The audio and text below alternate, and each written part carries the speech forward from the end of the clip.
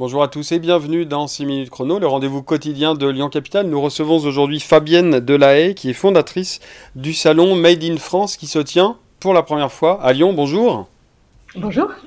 Bonjour, alors on va parler, alors créé, je vais rappeler rapidement, créé en 2012, le salon Made in France se régionalise aujourd'hui, après Bordeaux en 2022, c'est à l'honneur, c'est à Lyon d'être à l'honneur.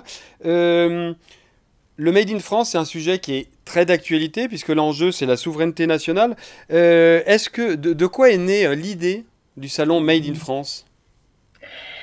Alors, j'ai créé ce salon il y a 10 ans en prenant conscience des enjeux qui se jouaient avec le Made in France. Et disons, moi qui ai une formation économique à la base, à un moment donné, à force d'émissions de radio, télévision sur la désindustrialisation, le chômage structurel, la désertification des territoires, je me suis à un moment donné interrogée sur comment se fait-il que dans ce pays si riche de compétences, de savoir-faire, on en soit venu à, et pour des raisons économiques, fabriquer ailleurs ce qu'on pourrait parfaitement faire ici.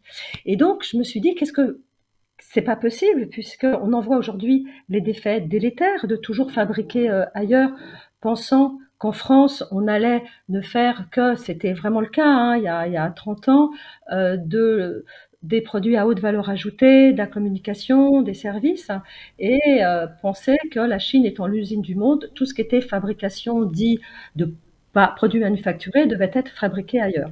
Donc c'est conscient de ces enjeux où je me suis dit qu'est-ce qu'à à mon niveau, modestement, quelle pierre je peux apporter à l'édifice de cette réindustrialisation. Et donc l'idée m'est venue, j'étais dans le secteur du salon, de faire la promotion d'entreprises qui n'avaient pas délocalisé, qui fabriquaient sur le territoire et qui ainsi participaient à créer de la richesse sur le territoire et Créer de la à richesse, créer de combler l'emploi, notamment créer de l'emploi. absolument, En tout cas, préserver les savoir-faire. il y a eu un gros succès de l'édition parisienne, puisqu'il y a eu, lors de la dernière édition, il y a eu quand même 100 000 visiteurs. Oui. Cette année, vous attendez combien de visiteurs sur Lyon? Sur Lyon, on a 15 000 inscrits. On attendait entre 10 000 et 15 000 visiteurs.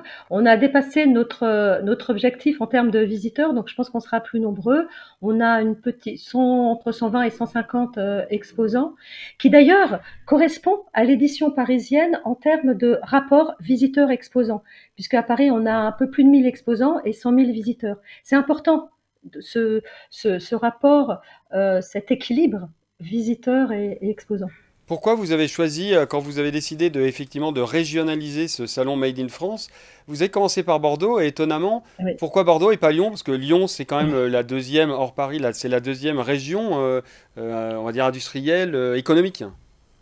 Alors, excellente question. Et je vais vous dire la vérité, c'est que au départ, on avait choisi Lyon. Pour les raisons que vous dites, effectivement, deuxième Auvergne-Rhône-Alpes, deuxième région de France. Donc, c'était l'idée, donc en 2022.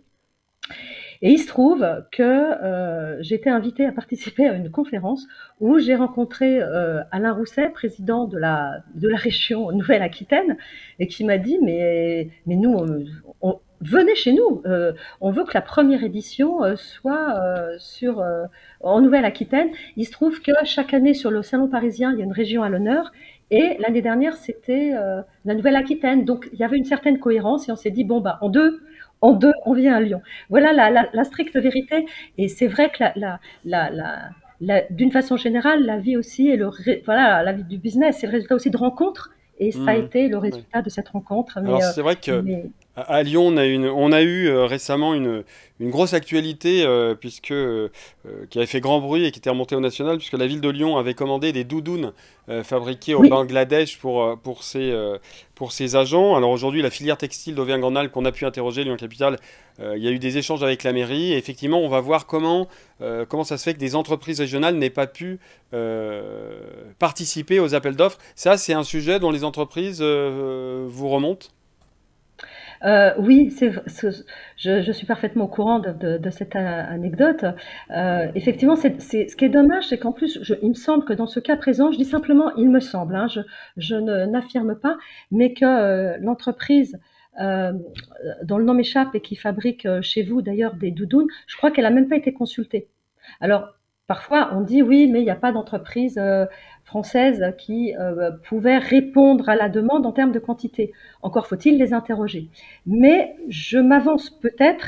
Il me semble qu'ils n'ont pas été interrogés. Si le nom me revient de la société, Je parce crois que qu'il y a c'est Émile Tranquille, quelque chose comme ça, c'est non? ça, Voilà, c'est Émile ça. Tranquille. Tranquille Émile. Alors, il y a une chose, voilà, tranquille, Émile. Je voulais revenir parce que je crois que j'ai lu ça. Ce qui était intéressant, c'est que sur le profil des visiteurs, il y avait beaucoup de 18-30 ans qui venaient sur Salon du Made in France. Explique-nous pourquoi. Alors, en réalité, il y a autant de classes d'âge, c'est équitablement réparti, mais pas pour les mêmes raisons. Ce qui est très très intéressant, c'est que les raisons pour lesquelles les différentes classes d'âge viennent au salon sont différentes. Les 18-30 ans viennent essentiellement pour favoriser les circuits courts. Donc là, on est vraiment dans la protection de l'environnement. Leurs parents, c'est donc les 30, 50, 55 ans, sont très concernés par la problématique de l'emploi et la préservation donc de l'emploi et de la richesse, de la création de richesse sur le pays. Et puis les grands-parents des premiers, donc les parents des seconds, sont très intéressés par le fait de la réparabilité et la préservation des savoir-faire. Et donc c'est ça qui est intéressant, c'est qu'un peu comme un entonnoir, il y a autant de raisons différentes qui sont autant d'enjeux par rapport à Made in France, et on arrive tous à consommer et fabriquer sur le territoire. Donc ça c'est une bonne nouvelle et c'est assez récent. C'est comme vous m'indiquiez, vous le précisiez tout à l'heure, le salon a 10 ans, mais il y a 10 ans, ça a été très Oui, compliqué. oui. Ça a été beaucoup plus compliqué de faire une première édition avec 70 exposants qu'une 10e édition l'année dernière à C'est Paris dans l'air du temps. avec 1000 exposants. C'est dans- D'une part, c'est- oui, et oui, absolument. Et puis il y a 10 ans, alors que moi je oui, pensais oui. économie, on me répondait en face nationalisme. Alors que l'idée, c'était Oui, oui, moi, non, non, mais bien uniquement pour sûr, des souveraineté raisons nationale et nationalisme n'ont rien à voir. absolument. En Voilà. tout cas, voilà, je rappelle les 6 et 7 mai 2023 à la Sucrière, le salon Made in France. Allez-y et pour plus d'informations, www.lyoncapital.fr. Merci infiniment d'avoir suivi ce rendez-vous quotidien de Lyon Capital. Au revoir.